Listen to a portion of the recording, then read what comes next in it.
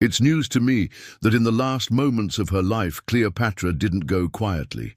In fact, she went out with a bang, but not the kind you'd expect. Hi, everyone. I'm here to talk about Cleopatra's final hours, suicide or assassination. The sources for this are Plutarch's Life of Antony and Cassius Dio's Roman History. Cleopatra was the last active ruler of the Ptolemaic Kingdom of Egypt. She took the throne at age 14 after her father, King Ptolemy XII, died in 51 or 50 BC.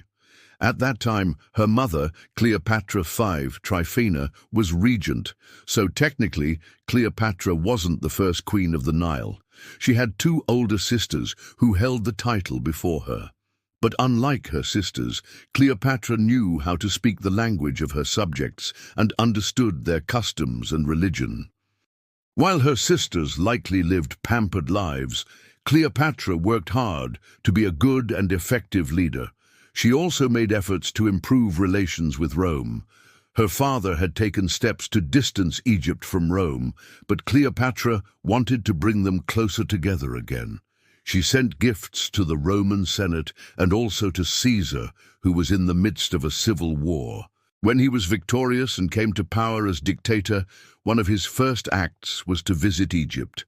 They had a son, Caesarion. But Caesar was assassinated in 44 BC. And although Cleopatra mourned him greatly, she knew she had to look out for herself and her son. Soon after, she had a run-in with Octavian, Caesar's adopted son and heir. Because of her relationship with Caesar, Octavian considered Cleopatra and her son a threat. To protect herself and her family, Cleopatra took an old claim of her deceased father, that she was the rightful ruler of Cyprus, and went to war against Octavian. But she lost. Instead of taking prisoners, Octavian offered her the choice of death by the sword or death by snakebite. According to Plutarch, she chose the latter. After hearing that her sister had begged Octavian for mercy and had been granted noble death, Cleopatra believed she would die by sword, so she decided to take her own life. Dio tells us that she allowed herself to be bitten by an asp, an Egyptian snake. She left her body exposed, along with a message saying, "Find me worthy of my father, King of Kings." The accounts differ somewhat.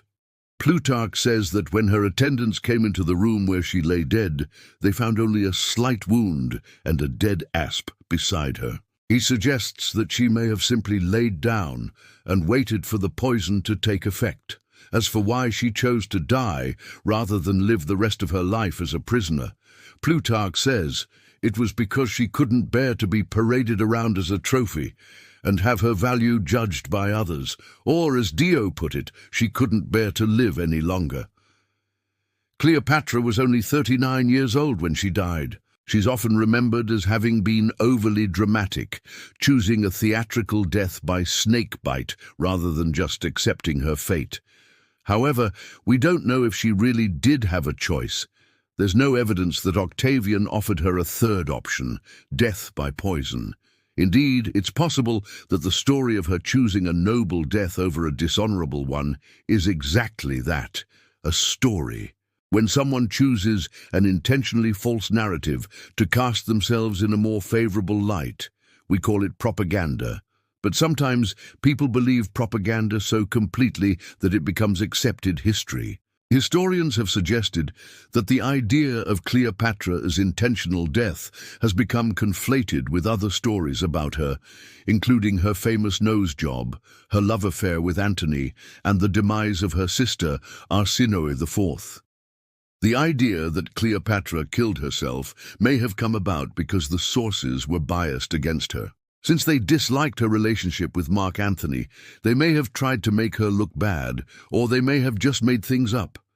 Because we don't have contemporary accounts of what really happened during Cleopatra's last hours, we don't know if she died by her own hand or by assignment. Although it's been popular in recent times to say she absolutely did take her own life, perhaps we should all temper our opinions a bit and leave the question open to interpretation.